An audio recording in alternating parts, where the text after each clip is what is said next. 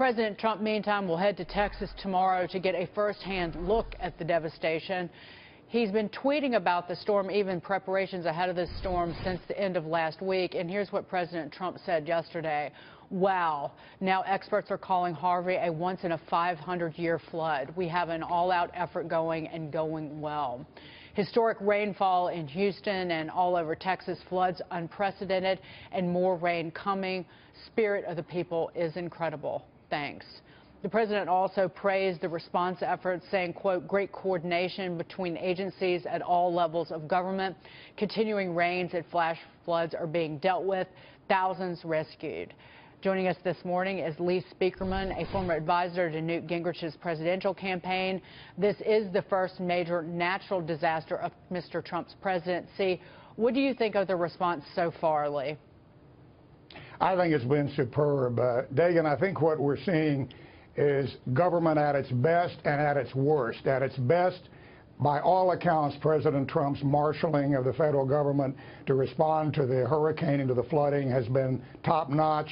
Brock Long, the FEMA director, has done a stellar job leading the federal government's efforts there, and our own governor here in Texas, Greg Abbott, has been superb. So we've seen a tremendously impressive response from both the government and non-government agencies, but also the worst. You know, our fourth largest city, Houston, shouldn't be vulnerable to this kind of flooding. We shouldn't have a housing development with 40,000 people in it, the overwhelming percentage of whom are Hispanic and African American, that are in mortal danger, run out of their homes every time we have a major storm, even storms much less severe than this. There's no excuse for that. We have a $20 trillion economy.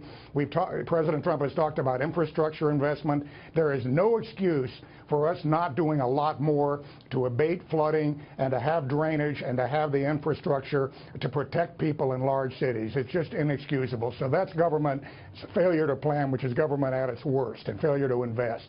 So Lee, this is Lee Carter. I'm curious what you, Morning, Lee. When you say that it's government at its best and its worst, the days leading up to this storm, we knew it was going to be bad. We were talking on Friday, we knew the rain was going to go at least through Wednesday, and we were just talking about how the mayor encouraged people to stay and not evacuate, while the governor on Friday night said maybe you should evacuate. So there didn't seem to be good messaging and good communication to the people of Houston, and we're paying the price for it now.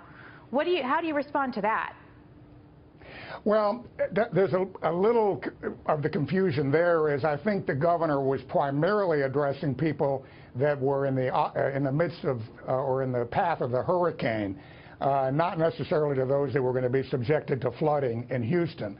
And so we had a very bad, we've had a very bad situation in the past with people evacuating, jamming up the highways, people getting stuck, many lives lost as a result of the attempted evacuation.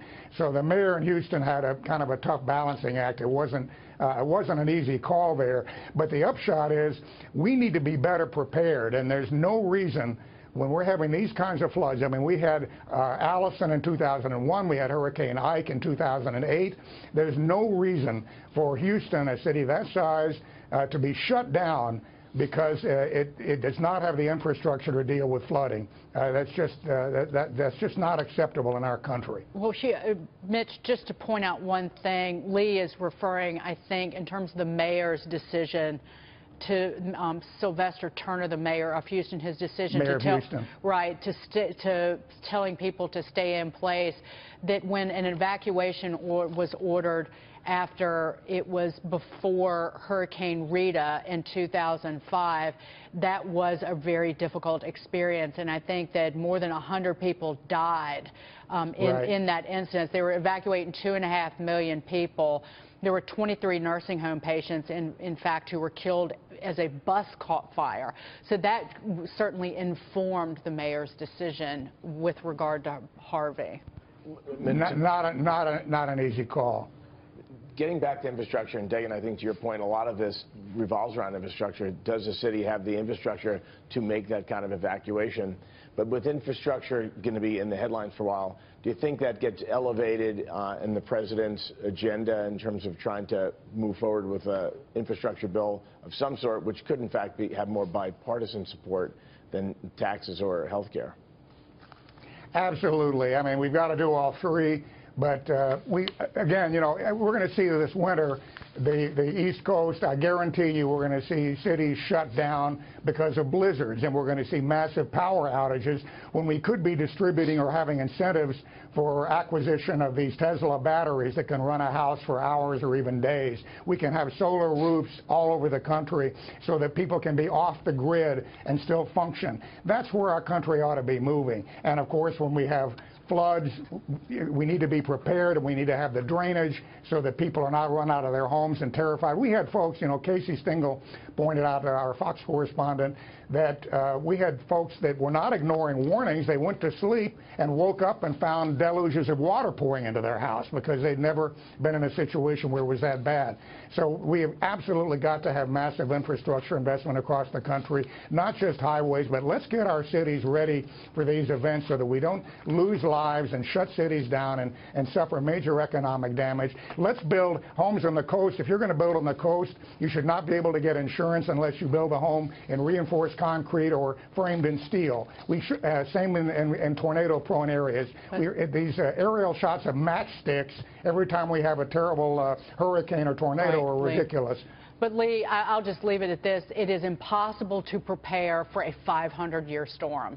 It's impossible to expect the completely unexpected in terms of the duration of the rain and the flooding and the power of this storm and how quickly it came on and hit the Texas coast. Lee Spieckerman, thank you. But we can do a lot better. We can do a lot better, though. Lee, thank you so much. Lee Spieckerman.